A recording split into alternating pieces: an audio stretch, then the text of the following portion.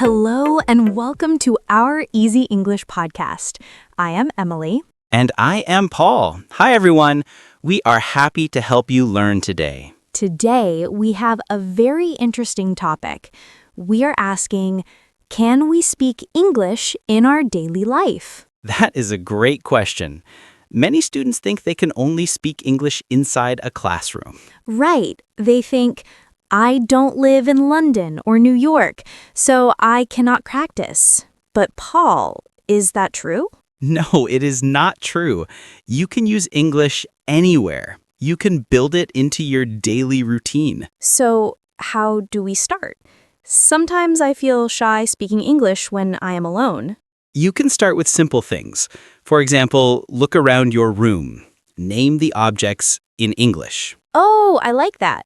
So instead of thinking in my native language, I look at my coffee and say, this is a cup. Exactly. Or when you're cooking, you can talk to yourself. You can say, I am washing the apple, or I am opening the fridge. That sounds fun. It is like narrating your life. What about when we leave the house? Try to think in English. When you walk down the street, look at the cars, the trees, and the people.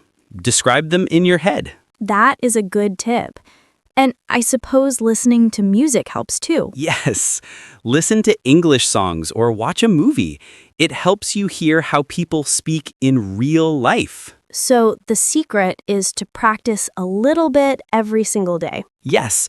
Don't worry about making mistakes. Just try to use the words you know. Thank you, Paul. That is great advice.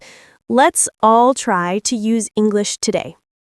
The most important thing is to make English a habit.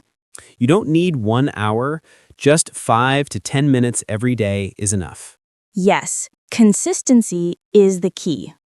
A little English today, A little English tomorrow. and you will speak English easily. Thank you for listening to our podcast. We hope these tips help you speak English in your daily life.